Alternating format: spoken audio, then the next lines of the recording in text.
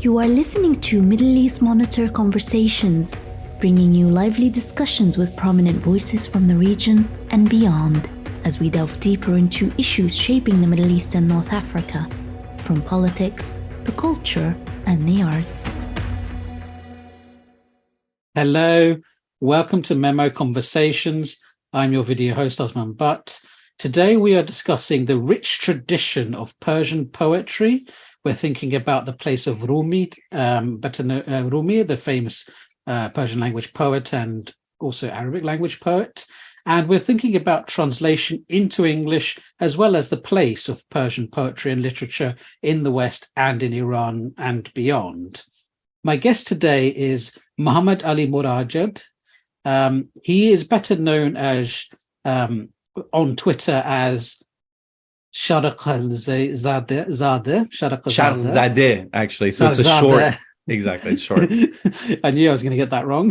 No worries. There's a difference in pronunciation between Arabic and Farsi as well. I hope the audience will forgive me, which basically translates to struck by the east, an atman of Garabzadeh. Garabzadeh is how you pronounce it? That is, yes. Which is the Western struckness, which is an interesting title, which I'm going to ask you about once we get into it.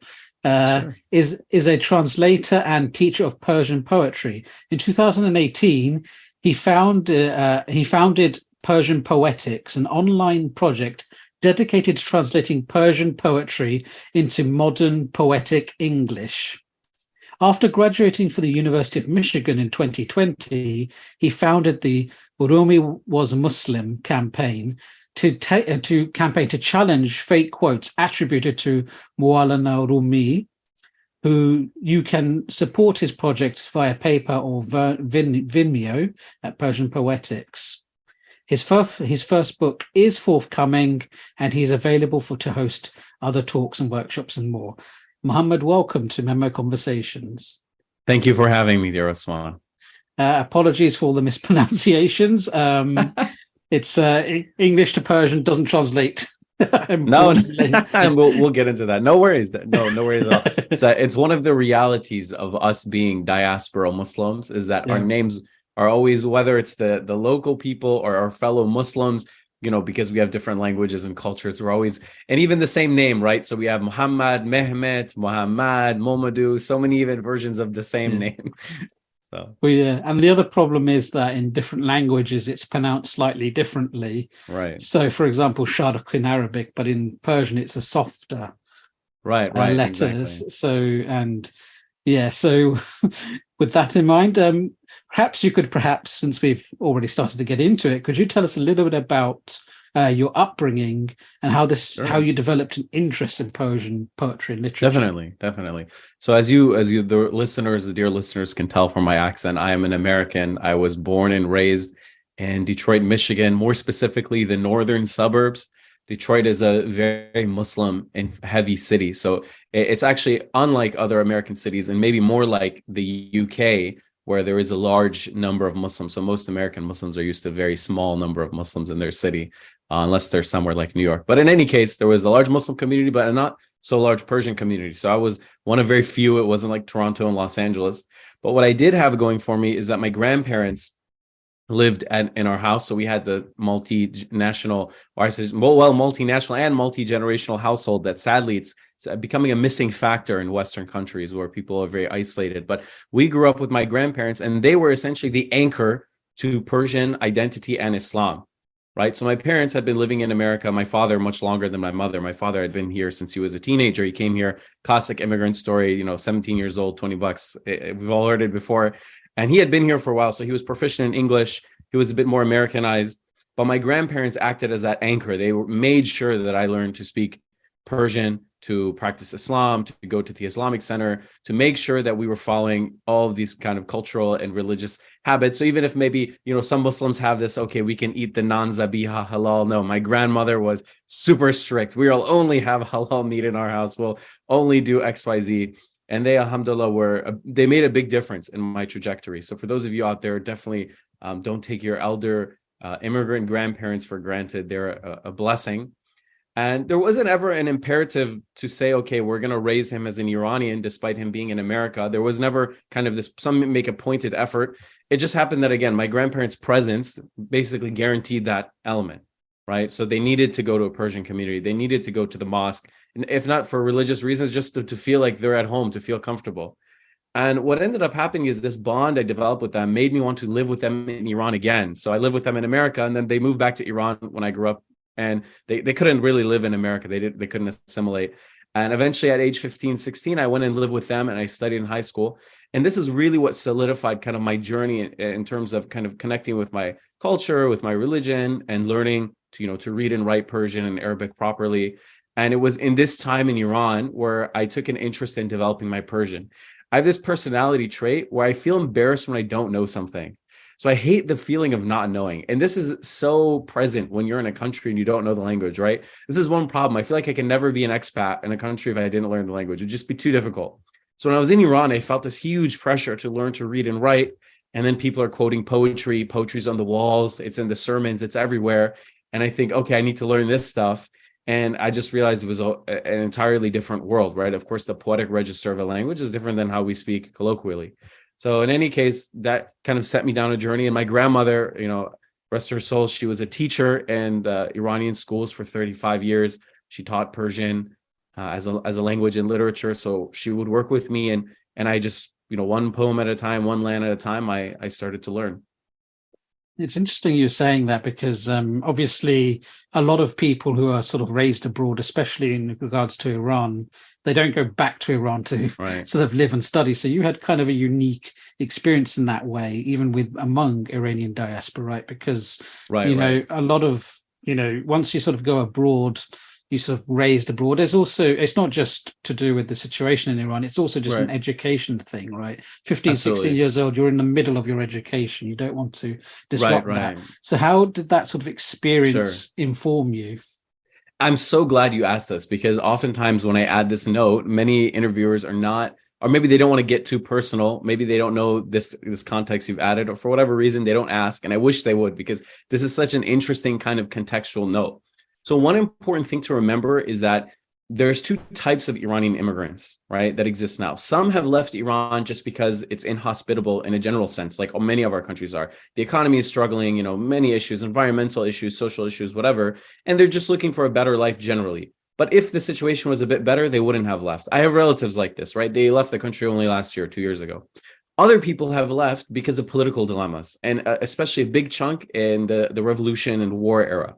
Right. So when these people are leaving, as whether you call them asylum seekers, refugees, exiles, whatever, there's a sense that, okay, we're not going back, that we just have to come to terms with the fact that we're here and we're living in this country forever. And I remember it's kind of sad when people admit this, but I talked to an Arab. I said, well, why did you give your kids Western names and not teach them Arabic? And he's a family friend. And he said, look, Habibi, we're from Iraq and we're from a Christian village in the north that's been destroyed. We have nothing to go back to. So we're here. My family didn't have this sense. Why? My dad left to America as kind of an economic migrant before the revolution. It was easy to go to America then. All you had to do is save up money for a plane ticket. So his family saved up essentially everything they had and said, look, we'll punt this guy over the water and he'll study and he'll send money back, which is what he did, right? So our family was essentially living in a slum. We didn't have electricity. He was using an outhouse. He was wearing one pair of pants for the whole year, going to sleep hungry the whole 9 years. This is embarrassing for the family, but we should be honest. There's no shame in our condition. And so he went and he was able to help the family situation. Now we've become middle class, alhamdulillah. But for that reason, my dad always had the sense that Iran was the destination.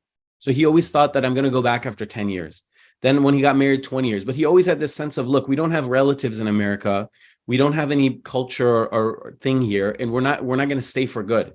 So when I was born, my dad immediately got me an Iranian passport. He gave me an Iranian name. He took me back to learn Persian as a little kid, because there was a sense that our time here is limited, whether it be 10 years, 20 years, 30 years, or 40, right? But of course, the timeline keeps getting pushed forward as an immigrant. You never end up really going back.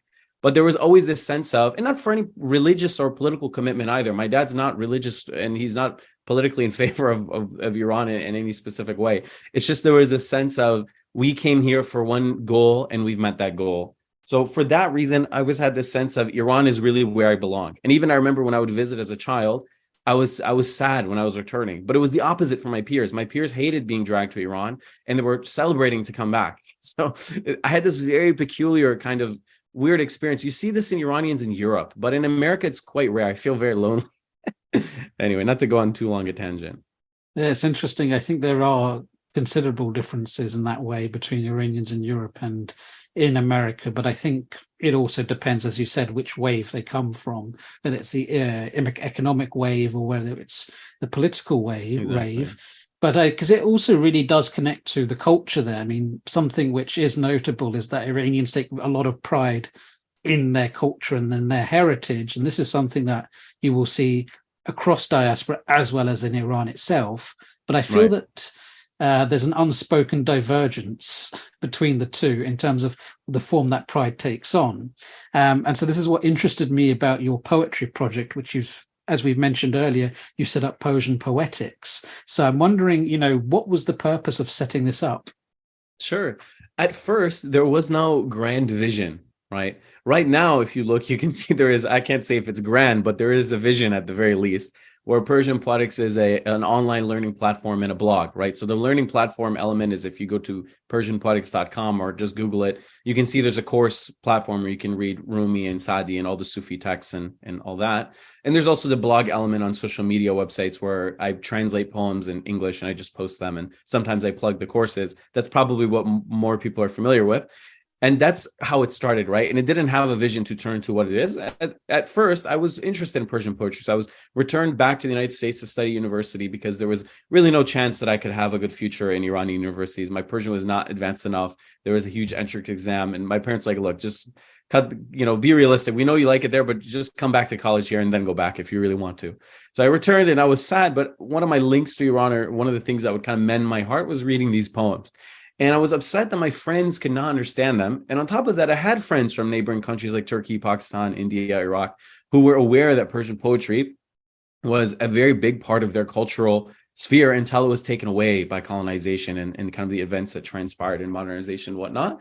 So I realized, okay, I have a Pakistani friend that loves Nusrat Fateh Ali Khan. I have an Iraqi friend that loves Fuzuli, a Turkish friend that loves Nasimi. Why don't I just post some of my favorite tidbits on this Instagram page? Right. I had no vision of anything larger.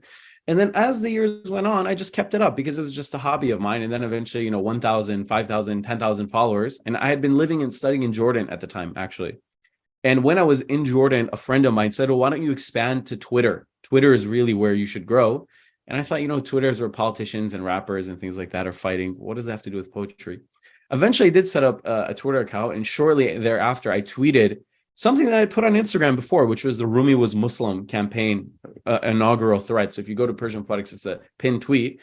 And it just happened to be SubhanAllah in Ramadan. It was COVID and Muslims were also hungry and angry. So it started going viral. I posted it and I went to pray and eat iftar. And then when I came back, my phone was warm. And that night, I actually didn't sleep because I couldn't stop looking at the notifications rolling. And I went from being a project that no one had heard of to the scholars that I was watching during Ramadan or retweeting the project saying, wow, this is great. Bless this, Persian brother. So this is like my world literally flipped upside down in a day. And then from there, I had all these people messaging me, both from before they had known the project and people who had just come across it, saying, brother, this needs to be a thing, make a class, make a website, post every day, tell us where to find more information, how can we donate? What do you need money for? And then all of a sudden, I realized that, wow, okay, there's COVID's going on. Everyone's unemployed. There's no hiring. I just graduated. I just left Jordan after a year of studying there, left my ilm journey halfway undone because of COVID. So why don't I just do this full time for a few months? And my parents were always kind of either humoring me or they didn't get in my way. They always got the sense that I'm strong-headed. So they said, you know what, fine. This is good. Follow this for a bit. And alhamdulillah, since there, through support and help and things like that, it's been something that I can, pursue up until now. So perhaps you can help us understand this because, Persian, I've used the term Persianate in the questions I sent, which goes beyond Persia and Iran, present day Iran, to refer to a sort of cultural / civilizational idea united by the Persian language. But the Persian language is very well known for its poetry, as we've, why you've set your page up. And it's, it's well known, as you've also alluded to, across different countries. So what is it about Persian that inspires so much poetry? Beautiful. That's such a great question. And actually, you know what? There was one sentence I forgot to add. So I didn't actually directly answer your last question. A direct answer of why I set it up, right? So originally I said it was a hobby, but now the why has changed now, is that we Muslims need to reconnect with our heritage. We need to connect with our texts. We need to remove this barrier of these colonial or westernized translations, and we need to take charge of our own, let's say, intellectual heritage. Right? We see this happening, but not in poetry. So we have Muslims in academia now who are kind of responding to Orientalists or Christian apologetic style claims against Islam. Oh, the Quran is corrupted. Oh, astaghfirullah, Muhammad sallallahu alaihi wasallam, the Prophet, was not a real person. I mean, these things, we know they're ridiculous, but that were taken as fact in a lot of circles. But this hasn't happened yet in the poetry realm. But anyway, moving on to the actual question about Persianate. Persianate is a really good word that was coined, I can't remember by the author, but it was a 3-part encyclopedia. I think it was called just What is Islam or On Islam or something, where he said, look, we don't really have a good word to talk about this cultural phenomenon that spreads from the modern day Bangladesh, all the way to basically the doors of Vienna, all the way to the Balkans and Egypt, where we have a realm where no matter what, so again, people get this confused, and we Iranians are partially at fault. Persian doesn't just mean Iranian, right? Persian is a language, the same way Arabic is a language, right? We have, maybe you could say there's more Arabic books printed in Pakistan than in some Arab countries, because Arabic is a language for not only Arabs, but also Muslims, right? Persian is the same way. It's not just a language just for Persians, let alone just for Iranians, but just for Muslims as well, right? So it's not just Iran, Afghanistan, Tajikistan, it's also Pakistan, India, Bangladesh, Iraq, Turkey, Egypt. Right. And in all of these countries, despite what's happened with colonization, when I travel, I meet up with Persianite scholars. People in Turkey, I said in Istanbul, we speak in Persian together, right? He might be a Turk, I might be a Persian. We have no language in common but Persian. Why? Because we're both, studying Maulana Rumi. So Persianate is coined to refer to this cultural sphere that I said, this famous phrase, Balkans to Bengal, that basically you could say it's the Ottoman Empire plus the Persian empires, plus the Mughal Empire. And sometimes they're called the gunpowder empires. But essentially, these 3 empires kind of stretch the expanse of the Muslim world, minus North Africa and maybe the Arabian Peninsula. But basically, all but those, Persian was the second language of Islam. So, of course, you have the Quran, you have the Hadith, you have fiqh books. But outside of those, in terms of narrative books, travel books, culture, jokes, these things, it was Persian. So when a scholar from Isfahan and a scholar from Delhi and a scholar from Istanbul would meet in Hijaz and Hajj, they would probably be speaking Persian together, right? So this is what is referred to when we talk about the Persianate realm. And unfortunately, it seems to be something slipping away from us, right? Because Persian, along with many other elements of education, was cut out by the colonial regime. Some might say divide and conquer. Some might say, they said, why are we bothering teaching you this language? It's for your culture. It's for your erudition. It's for your education. We don't care about that stuff. We just want to rule you as good subjects and extract your resources. So this realm is it's almost like it exists in history as opposed to in the present. But if you are coming from these countries, this span that I've mentioned, go talk to your grandparents. Ask them about Rumi, about Hafez, Sadi, about the Persian education, about the Gulistan, right? These were hugely important connecting factors. And nowadays, why I say it's disappeared, it's like it doesn't exist. You ask Iranians, what do you have in common with Pakistanis? They say, oh, Pakistanis. But if you ask an Iranian, what do you have in common with Italians? They say, oh, we look the same. We both love spaghetti. We both had an empire. Our minds have been totally reshaped by colonization and modernity to think that we have nothing in common. It's completely a joke. I mean, many of these people, they have origins in the same city. You meet a Tajik guy from Bukhara and a Pakistani guy whose name is Bukhari, right? Like, you guys are both from Bukhara, but one guy's mind is in Russia, another guy's mind is in like America or, Western English speaking realm. And it's very sad. So if not in political terms, right? Maybe it's impossible. We should culturally reinvigorate this sense of having a Persianate realm, that Turks and Persians and Pakistanis are not just 3 random different countries that happen to be next to each other. We are one gradient where it slowly transitions from one to the other. There isn't a clean break. When you go to Eastern Iran, we wear shalwar kameez. There are Hanafi Muslims. There are Naqshbandi Muslims. They eat biryani. I promise you, go to Eastern Iran. I've done it. You can sit and eat biryani and drink masala chai, and there's people listening to Urdu music, right? You go to Eastern Turkey, there's people who know Persian. They look like Iranians. They dress like Iranians. So we have a gradient not borders. We should change our minds. Anyway, sorry, I don't want to go on forever. Yeah, it's a really important area because just to sort of add to what you've already said, I mean, Persian does play a very direct role in the development of Arabic as well. I mean, you can think about the early grammarians who developed Arabic language were Persian. Absolutely. A lot of the hadiths, attributed to people who were clearly Persian, like Bukhari, Muslim, all of yeah, the Tirmizi. Tirmizi, all of these guys. And it's also kind of interesting as well when you talk about this, that now they look at Italy, whereas historically, you can't imagine up until the 19th century any Iranian ruler even comparing themselves to a European. They tended to think of them as less cultured and civilized. Absolutely. Yeah. There's really great descriptions of how they would, if a European ambassador would come, where they would put them in the palace to wait, as opposed to where an ambassador from a Muslim country would come. Right. They tended to think of them as lesser in that sense. So it's a really interesting reversal to think about and how it interacts with the Iranians today. But I want to sort of go back to translation, and I want to ask you this. Is Persian poetry translatable into English, and what is gained and what is lost in the process of translation? Absolutely. So if we want to talk about this topic, it's such a broad topic, and it's one of the things that really occupies so much of my mind, you can imagine, as a translator. But in the most basic sense, I would say that everything and anything is translatable, right? Because ultimately, if you have an idea, however imperfect it is, you can translate it. You might struggle to find equivalence, or certain concepts might be foreign in the minds of speakers of different languages. But you can basically convey the basic sense of an idea, right? They say 90% of communication is not verbal.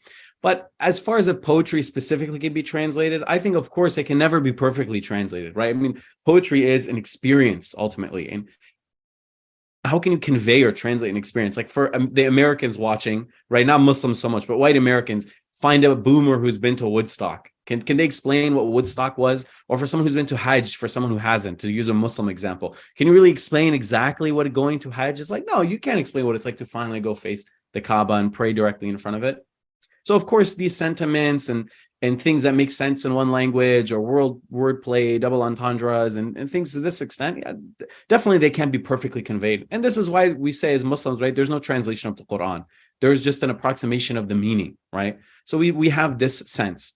And there have been medieval Muslim scholars who say that, translating poetry turns it into prose, and that which is written in prose is better as prose, right? Or even if you want to look for a more kind of modern treatment of this issue, just a quick plug, the scholar is actually from the UK as well, Dick Davis, has written a great book on, paper on not translating Hafiz, If you Google it, PDFs will come up, and it covers this issue at length for you kind of linguistics nerds like me. But that being said, going over these kind of things that we all understand, especially as bilingual people, the differences in languages, I find that, and I don't want to be mean, and I really try to avoid being mean, I find that the people who emphasize and dwell on the fact that it's quote unquote impossible to translate tend to kind of get annoying after a while, especially as someone who hears it a lot. And it almost seems kind of pedantic or gatekeepery. Right, I agree, there is no exact translation, right? But we're doing our best. It's almost like if a non-Muslim wants to read the Quran and you have them the Quran and you say, by the way, this is not perfect. By the way, this English really isn't that good. Well, okay, that's true. But maybe just let them enjoy the translation for what it is, right? Let us just appreciate a translation for what it is without making the moral judgment or asserting that we as readers of the original are superior because we can understand how great the original actually is. Right. It's like, for example, when I play qawwali for non-Muslims like Westerners, and they don't know Urdu, they don't know Punjabi, they don't know, Persian or Arabic. So they're not really going to fully get it. But a lot of them really like it. They enjoy it to the extent that they can enjoy it. So I think that's my answer for how is poetry translatable. I would say yes, and it's not perfect, but that's okay. So just to sum it up. Yeah, it's it's an interesting area because, of course, I mean, you can think about, let's say, Turkish, for example. I mean, an example, someone said to me once, we don't actually have that many Turkish novels translated into English. There are a handful. And one of the reasons they said was that Turkish is very idiomatic as a language. There's so many idioms, more so than in other places, that it's really hard to translate. And it's about obviously getting publishers Western-speaking countries, English-speaking countries interested in putting in the labor to do so. But with poetry, thinking about poetry specifically, what is the sort of tradition of Persian poetry in a sense? Because, traditionally poetry, if you think about in the Arabian Peninsula, was something to be, heard. It was oral. It was about being present when it's being recited. That was part of it. But of course, we also have a tradition of poetry which is largely written, and that's more solitary in a way. So what is the Persian tradition of poetry? Is it this more written form, or is it this oral form? The Persian tradition, sometimes the more nationalist-minded Persians and Iranians don't like when I say this, like the other traditions, kind of spawns from Arabic, right? So the Arabs came and they brought meters and rhyme schemes, and basically their alphabet, which is ultimately what we adopted, and their religion, of course, and the vocabulary and many of the themes. I mean, I posted the other day the stages of love in Persian poetry, and a lot of people are saying, oh, they're all Arabic. Well, yeah, of course, we are very influenced, and vice versa, definitely, but we are all influencing each other. And the Arabs, for lack of other materials, right, they didn't have the readily available forests and materials and stone to have, advanced architecture, or they didn't have, natural colors to become expert painters, right? But what they did have was their language, and they perfected it. And any Muslim who studied the history of Islam understands that the Arabs, maybe compared to any other civilization in the world, had reached the mastery of perfecting language. And look how complicated their grammar is, and the expansive vocabulary they have, and their amazing poetry tradition. And all Arabs know about the mu'allaqat, and even the Abbasid poets, and these. I mean, there's no doubt. So then this spreads to Muslims in Persia, and then eventually this is how it spreads to Central Asia and in South Asia, and then into Turkey. We get all these traditions. So in that sense, we are very much kind of part of that Arab style of reciting out loud.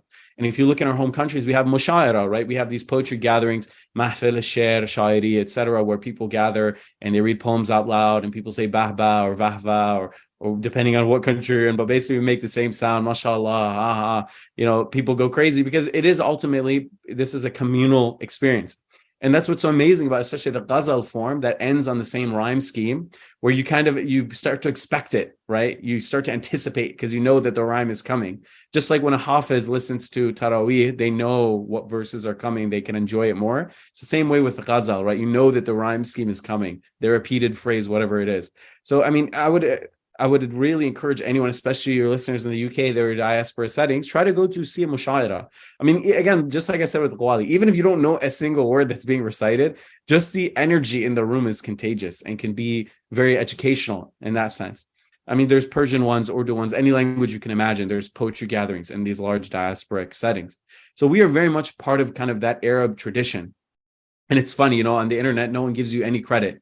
So the Persian nationalists think I'm an Arab lover, and the Arab nationalists think I'm a Persian nationalist.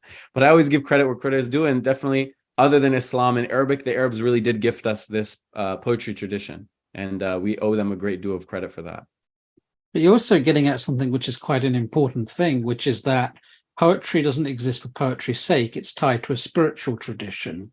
And I'm sort of wondering, because, when we talk about experiencing the poetry, does it not require a sort of openness to the spiritual traditions that's being contained? It's not enough to just appreciate the words. To fully appreciate the poetry, you have to be fully willing to engage with the spiritual implications of it.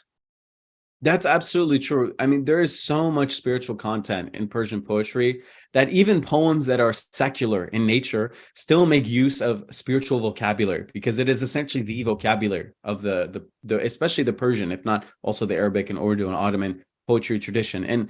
And one thing I always run into with students, and especially those who come from more secular backgrounds, or maybe they're not super friendly or happy about Islam for whatever reason, I say, look, you can enjoy Persian poetry without at least understanding what Islam is all about. If not, of course, not necessarily being a Muslim, but you really need to get Islam, because it's so packed full of references. I mean, there's a reason the Rumi's Masnavi is called the Quran in Persian, because he's constantly quoting directly and in translating the Quran to Persian, and also the Hadith, etc.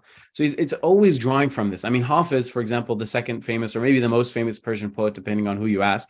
Why is he named Hafiz, right? Because he'd memorized the Quran, and his poetry is full of direct quotes, if not, allusions and references, right? And even he's considered to be not even that religious, quote unquote, right? He's not really a Sufi. He's more of a mystic, but he also he's not as religious, maybe you could say, as Rumi, but even his poetry is just packed full of Quran. So I mean, it's impossible to be well read and literate in the Persianite tradition of poetry without, again, not necessarily being a Muslim, but at the very least understanding Islam, because it's just like the water they were in, right? It's like some people even debate if Rumi was Muslim. It's such a joke. That's why I had to say it, right? That Rumi was Muslim. I mean, they would just take Islam and the Quran and the Hadith as granted. Like even Saadi's famous poem Bani Adam, he's this amazing poem where he says Bani Adam a'zai yekdigerand که از آفرینش ز یک گوهرند گر it says something like, I could just read it for you in English translation very quickly, but basically he says human beings are parts of one another. And I shouldn't try. This is one of the negative elements, that if you are educated in a Western country, your memorization faculties are not really worked on. So even till this day, one way that I'm exposing myself as someone who was raised in the West is that I can barely memorize these poems from scratch unless I'm like constantly trying. But he basically says that human beings are part of one body. And for those of you who are well studied in the Hadith, you will know this. So here's the original poem. He says, Bani Adam a'zای یکدیگرند که در آفرینش ز یک گوهرند. چو عضوی به درد آورد روزگار دگر عضوها را نماند قرار تو که از مهنت دیگران بی غمی نشاید که نامت نهند آدمی. And this is one translation. I mean, it's not my translation, but it goes, human beings are members of a whole in creation of one essence and soul. If one member is inflicted with pain, other members uneasy will remain. If you have no sympathy for human pain, the name of human you cannot maintain. So this is a poem that's actually in the United Nations because it matches the kind of the sentiments or the goals of that institution so well. It's a good reply, by the way, for those of you who say that, oh, Muslims don't care about human rights or human well-being, etc. But this poem, for example, for those of you who would know, it's based on a hadith. There's a very famous hadith where the Prophet ﷺ says that human beings are like limbs of one another. And I don't have the Arabic. Of course, if I don't have the Persian, I definitely don't have the Arabic in my mind. But you can look it up. It's a very famous hadith. Ask any hadith scholar. And in my class where this poem is included, there's a little addendum. But even this most famous poem, right? Many people don't know, but it's coming from where? From the Islamic tradition, right? From the mercy to mankind. So definitely it's indispensable if you want to understand the Persian tradition fully. Again, not saying you have to be a Muslim, but to at the very least, like you said, be open. I think open is a great word. To at least be open to the spiritual context or content that is there. I'm actually sort of wondering as well, because we've spoken quite a bit about diaspora communities and particularly those who have left over the years and for political reasons. And many of them obviously don't have religious connections to Islam anymore, quite a large chunk of them. And I'm wondering then, in that case, has the loss of religion also led to the loss of literary heritage, this poetic heritage? Definitely. I mean, I think without a doubt, if you look at any diaspora community, not just my own, people who are more fluent in their language can read it better, have, engage with their culture more, tend to be more religious. Now, of course, there's exceptions and there's anomalies, right? You could find a religious Persian who doesn't know Persian, and I know some, and you can find an atheist who's an expert in Persian literature. Like there are many in American universities, my peers, and they're not religious at all in any sense. But I think generally speaking, families that are religious care more about teaching their kids to read Persian and Arabic, and they care more about teaching their kids literature. And I know because I teach kids, and the parents that hire me to teach their kids are almost always religious, right? Because religion is kind of, I don't want to say it in this way, over secularize a metaphor, but it's kind of like a box that contains many things, right? Because to be religious, you need adab, right? We need Islamic adab. But what is adab? Adab is what we Persians just think of as Persian etiquette, right? We think it's Persian, but really it's Islamic, right? All Muslims kind of share a general sense of this. What is reading Persian? It's Arabic alphabet. So if you teach your kids to read the Quran, all of a sudden they could read Persian, right? So there's so many kind of interlinking things.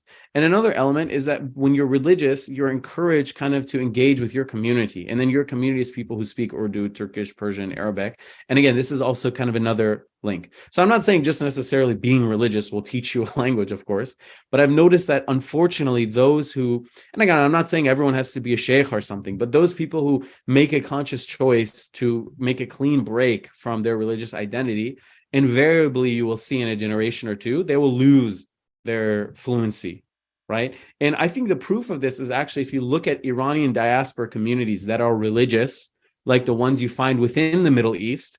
Like, for example, in Turkey, they exist, in Iraq, and the Persian Gulf countries, and the GCC. In many regional countries, you find Iranian diasporas in Central Asia that have been living there for centuries, some of them, and they still speak Persian because they have this more kind of traditionalist outlook towards life. But then you look at other Iranian diasporas in places like Los Angeles, in only 1 or 2 generations, the youth have essentially lost Persian. I mean, kids my age in Los Angeles, despite both of us, by the way, being raised in America for the most part, they can't really communicate in Persian, let alone read and write, which is unfortunate. And I'm here to address that, right? That's why I teach them Persian.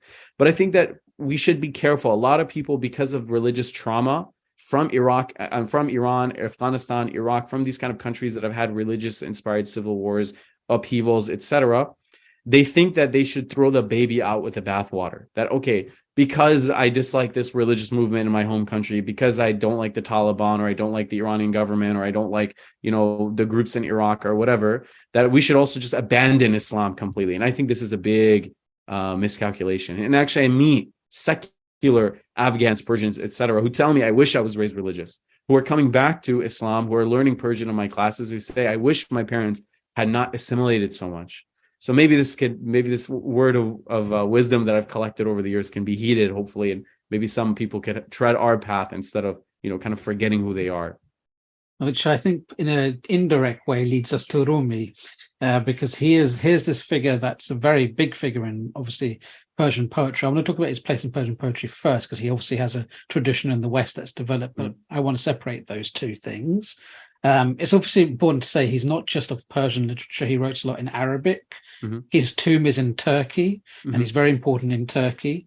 He's this sort of figure that transcends so many different boundaries. Yes. So could you perhaps tell us about him and his place in, Persian literature? Absolutely. So first of all, I'm aware of 2 things. One, I have a tendency to talk very much.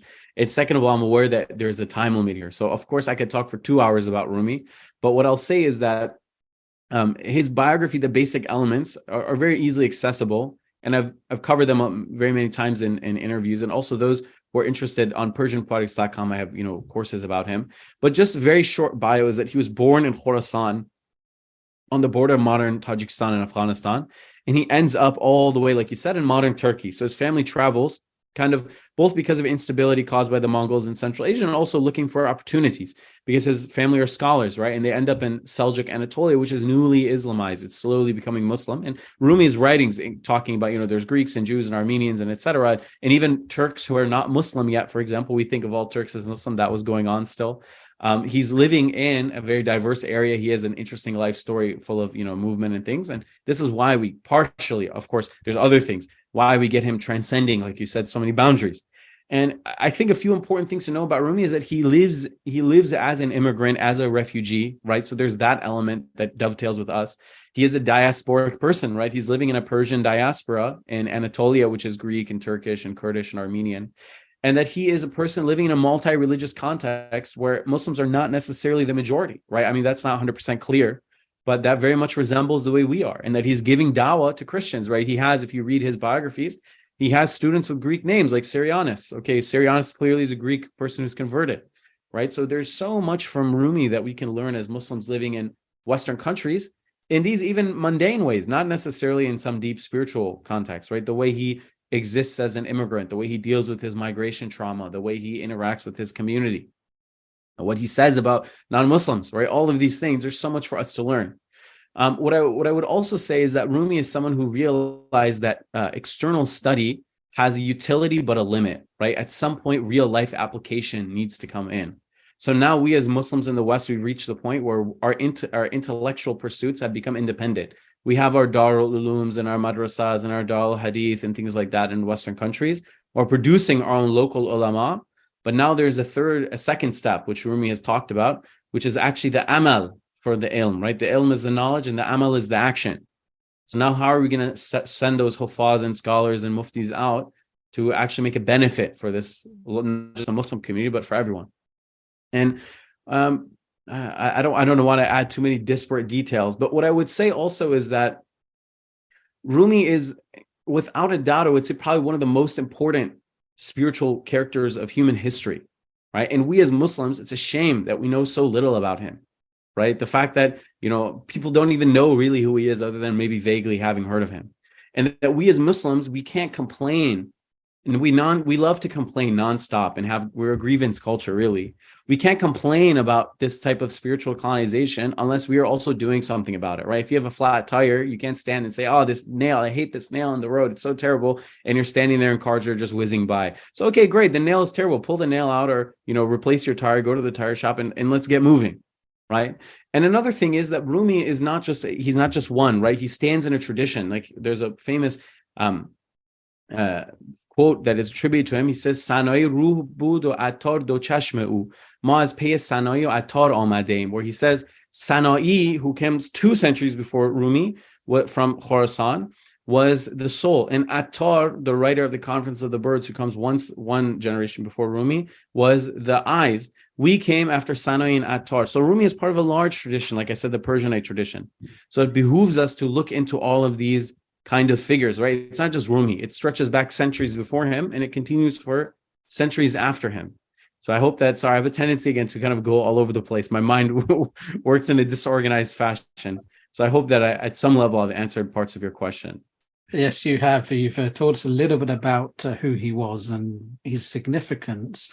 He's also, since the 90s, maybe even before, taken off a significance in the West, particularly the United States. I mean, one of the most famous and for some infamous translators of Rumi is Coleman Barks, whose translations are everywhere. Like you Google, it will come up with his translation of things, but he didn't speak Persian or Arabic, as far as I know, and I'd say he was sort of a writer who just sort of interpreted what he wanted of Rumi and just recreated it. But thinking about that, how was he received in the West, and what do you make of the translations? Sure. I mean, of course, we know that Maulana is known in the West basically through Coleman Barks and through the genre that he has created, right?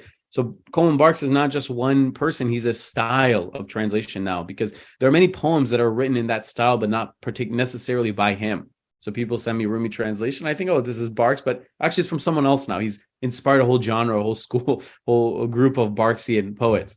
So I would say that Coleman Barks, it's mixed, right? So if we can just say that despite all the bad, that he is responsible for Maulana being known in the West, then we can say that's definitely a good thing. But another issue is that he has brought us so far. He has brought us to the point where Maulana is a name that people want to read. He's created that kind of fertile soil. Now it's our responsibility, like inshallah I can do, to go to a publisher and say, okay, we have more Rumi and this is a better version, right? So maybe Coleman Barks, maybe I do owe him one debt of gratitude, is that he made it so that Rumi is known, so that when I go to a publisher and say I want to publish a Rumi book, I don't have to explain to him who Rumi is, right? Maybe if I wanted to publish a book by Fuzuli, I'd have to explain who this guy even is, right? Or Ghalib even, right? Who is Ghalib? Maybe Penguin would ask. But now because of Coleman Barks, everyone knows Rumi. Now our job is to take those people who like the Coleman Barks Rumi, take the society that's aware of this Rumi, and just make it a little bit deeper, add a little bit more. Right. It's almost like you met someone who understands all of the Abrahamic tradition up until the Prophet Isa alayhi salam. And now you just have to add in the Quran and Prophet Muhammad sallallahu alaihi wasallam and the Sahaba and all these things. Right. And so we kind of are at that level. Right. It's almost like we're updating them to the slightly better version of Rumi, new version. Right. So in that sense, it is good that he has spread this awareness. But the negative sense, of course, that comes with that, or with every good, there's a bad. Right. The sword has a sharp edge and a dull edge, is that Muslims are learning Rumi from Coleman Barks, right? And like the Arabs say, "Lekul da dawa." For every pain, there is a remedy, right? There's a section inside his Gulistan where he says a man who had an eye pain went to a veterinarian, and the veterinarian put the medicine for a donkey's eye inside the man's eye, and then he went blind. And then he goes to the Ghazi to ask for a recompense, and the Ghazi said, "There's no recompense for you because you're a donkey. You're not a person. He gave you the right medicine." And the man says, "What are you talking about?" And he says, "Well, if you weren't a donkey, you wouldn't have gone to a veterinarian." So we Muslims, a lot of times when we're reading these Western versions of our own works, we're kind of, I don't want to say that, but we're kind of like that. We're putting the wrong medicine, right? So we as Muslims, we need to be aware. Again, even after Rumi was Muslim, has spread. And it's kind of become common knowledge. Like I'll meet people. It's actually, subhanAllah, it's amazing. Like you see the fruits of your work. I tell someone I'm a translator of Rumi. He says, "Oh, Rumi, I remember someone told me that there's some guy who like covers that his translations are wrong. And I'm like, spot on, like I'm the guy. I mean, I don't say that, but I think, oh wow, great, people know. But even still, despite that kind of mass awareness that has been caused by this, I don't know, like 15 million people or something have seen it. There still is an issue where the majority of Muslims are still not aware, because how many billions of Muslims are there? I go to Turkey, there's Coleman Barks. I go to Egypt, there's Coleman Barks. I go to, all these countries, there's Coleman Barks. So we still have a long way to go in spreading awareness and creating an indigenous translation tradition that exists in our countries, right? Like in Pakistan, people read the Urdu correct translation of Rumi, right? But I think it's Maulana Ashraf Ali Thanwi. I think he might have written, or someone else. And some Turks, the Turks who really do their research, they read the correct Turkish translations of Rumi. Arabs who do their research, right? Like I talked to some Tulab Ilm, some students of Islamic knowledge in Cairo. They said, no, we read the Rumi translation by Dusughi Shita or something like that, a Syrian gentleman. And it's correct. I read it in Arabic. I said, yeah, this is correct. So we need to get to that point in the West where Western Muslims, they have this intellectual independence from the West, right? Our tradition will only survive if we're intellectually independent from the mainstream society. If we are reliant on the mainstream society to produce our knowledge, then we will not continue to exist as we do, right? So this is of very primal importance, right? We produce so many people who are experts in Islamic knowledge fields that are in Arabic, but how many madrasas in the UK or in America have one Persian scholar? I can count you the number of committed Muslims, meaning people who are religious Muslims committed to the normative tradition, proper Muslims. I don't want to say proper, non-proper, but our type of Muslim, my type, I should say at least, and also the ones who know Persian fluently on hand, basically, right? I don't want to make this like a name listing game, but there's about 5, maybe like 4 or 5 people who are both religious and they understand Maulana and they could tell you about the Masnavi from a religious context, and they're known. I mean, maybe there's some uncle somewhere, but they go out and give talks and lectures and stuff, right? That's a disaster in my mind. That is absolute disaster. It should be innumerable. The same way that the number of uncles who can give a talk about a hadith or give tafsir of the Quran, basically every masjid has some guy who can do that. Why shouldn't it be like that for Maulana, right? So many Muslims, they leave Islam because they feel like it's all harsh and difficult things. Rumi is a great way to kind of attract non-Muslims, but also to keep those Muslims who are leaving Islam in Islam by saying, look what Islam has to offer you. Right? It's not just all fire and brimstone, or you're going to go to hell and your hijab isn't correct. And brother, you voted, voting is haram, or brother, your beard is cut, you're a kafir. So anyway, I feel like, again, I always end up pausing. I have a tendency to kind of go in a million directions. It's fine. Just for a bit more context for the audience, and we talk about Coleman Barks and what he's done to the sort of Rumi tradition, in a sense, is that he's presented Rumi. You have to think of New Ageism in America, which is not specifically tied to any religious tradition, the whole so-called spiritual shopper tradition, although it is a weird form of normative Protestantism that no one wants to admit to. You see what they did to like Buddhism, like there's American Buddhism, because it's basically a Protestant form of Buddhism, but that's a whole other issue.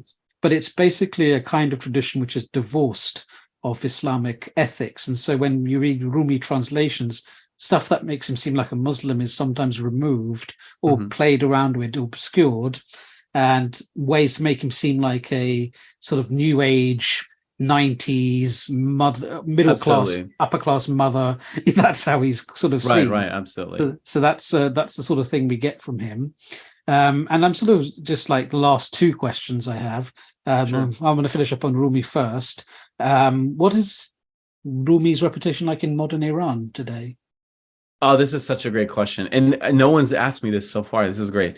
So Iran, interestingly, many Iranians view Rumi in a way that Westerners view Rumi. And this speaks very much to how the West kind of influences the intellectual trajectory of our countries, right? So you have many Iranians who are non-religious or secular oriented, or even dislike Islam because of whatever's going on there. And they view Rumi in the same way that Westerners view Rumi, as this kind of enlightened sage figure who isn't necessarily a Muslim, right?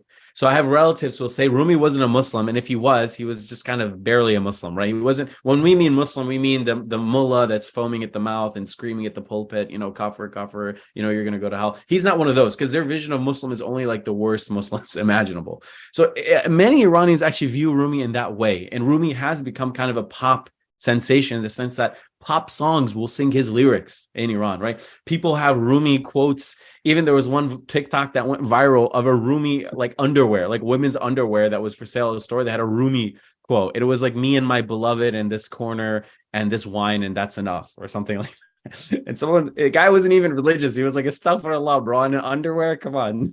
So Rumi has kind of, and there are pop versions. Now, the difference is, however, that Persians can at the very least read the original. So there isn't that translation barrier. So even if they're selectively quoting Rumi, like you said, where he sounds more universalist, where he doesn't admonish you, where he sounds very nice and sagey and new age and like Buddha almost, at least they're reading the original. And if they choose to, they can flip to the Masnavi and read what's going on. Right. So my cousins who believe this stuff, I very quickly just open the Masnavi and say, read this.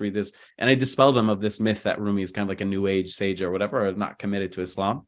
But on the other hand, you do also have people who are committed to the traditional study of Rumi and the way that the Ottomans and Mughals, etc., were. So you have new commentaries being written. I mean, recently there was one that was by a gentleman named Ain Allah Allah. I think that might be a Sufi, a tariqa name. I don't know if that's his real name, but he had a commentary. It's about 30 volumes recently published. Karim Zamani has a commentary is published. So many Iranian scholars are publishing. And one thing to understand is what people forget is that when people say that X country is an X country, they forget that there's huge minorities, right? So people say Egypt is a Muslim country. It is, definitely.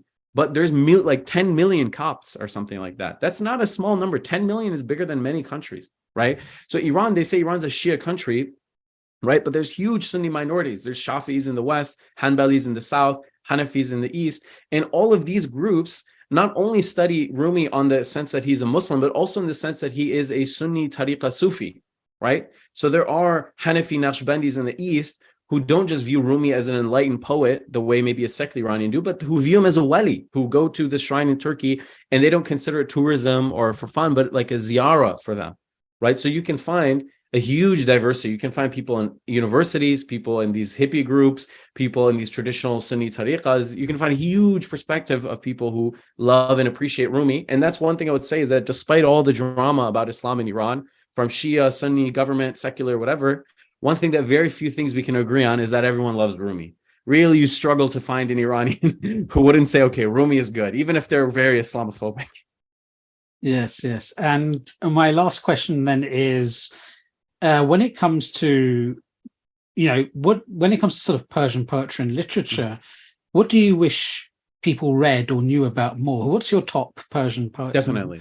Things you want people to read? So if we want to say the top list, excluding Rumi, what I would say is Hafez is well known. People would say, oh, Hafez is my favorite. I think Hafez is great, but he's very well known, right? There's good translations exist. Dick Davis, I mentioned him earlier, has a good translation. And he's generally kind of, you can find good work on him. It's not too difficult. What I would say that really people should read more is Sa'di. So Sa'di Shirazi, and especially his work, the Golestan, used to be kind of a universal standard for not only Persian, but for edification, for teaching adab, manners, etiquette. And it's full of small little parables. Like I said, the man who puts the donkey's medicine in his eye and he goes blind, etc. So many great poems and parables. And there's very good translations of the work, right? I have a class on it on PersianPoetics.com. You can go, and we cover basically almost the entire. I just take out a few kind of long or boring sections or repetitive sections, but basically from head to toe, you can do khatm with me of the whole book. And it's only about 10 classes, I think 11 or 12 classes. You can finish it in like a month. And this book is just full of this adab that we really as Muslims, not only in the West need, but in the East. So in the East, if you go, we're losing our adab. Urbanization, poverty, all of these issues are kind of disorienting us. They're causing us, in the past when it was a village, it was easy to be nice to everyone, to say salams to everyone, to be honest, to leave your donkey outside and come back, it's still there. Now urbanization has discombobulated the Muslim psyche with respect to this. So we need really to focus on our adab. If you guys unfortunately travel in our countries, some Western Muslims are even kind of disappointed. They go and they see there's thievery, there's people are distrusting, people are doing ghiba and stuff. And also in the Western countries, we as Muslims have a huge responsibility. To quote Sa'di's Golestan, he goes into a masjid and he sees that a man is reciting the Quran very loudly. And he says, how much do you get paid to recite the Quran this way? And he says, no one pays me. And he has a very bad voice is the context. Like the man is just ruining the vibe of the masjid. And Sa'di says, who do you recite it for? He says, for God's sake. And then he says, for God's sake, recite it better. Why are you doing this? You're ruining the masjid's vibe with your terrible, loud, just recite it silently or become good, right? So we as Muslims, we risk ruining the perception of Islam with bad behavior. So in a lot of Western countries, I hate to say it, but it's true. The fact is the fact. Muslims are overrepresented in prison populations, or, Muslims have reputations of being drug dealers in some Western countries. In America, I travel to give talks. I go to cities where in the Muslim neighborhoods, Muslims are the ones like doing very bad things. So we as Muslims need to be aware that when you do something, even if it's littering something small, if someone sees me with this or whatever, my wife with a hijab, then I'll see, yeah, we know that about Muslims. They're the ones who deal the drugs. They're the ones who throw trash out the window. They're always arguing loudly in public. So we have to be very cognizant of how we present ourselves. And this is just one very small lesson. Imagine how many wisdoms the book has. So I would say Saadi's Golistan, both to encourage Persian and also to kind of inculcate this adab culture that we had and we're losing slowly. Feels like it's an interesting way you could market some of this Persian poetry. Is if someone approaches you thinking you're going to sell them drugs, you can go, well, I've got another drug for you. The drug of, I took it once and I've been hooked for years. So be careful. Muhammad, thank you for talking to us at MEMO Conversations. It's my pleasure. Thank you for having me. And to our audience, thank you for tuning in. Please do tune in next time for more MEMO Conversations. This was Middle East Monitor Conversations, brought to you by the Middle East Monitor in London.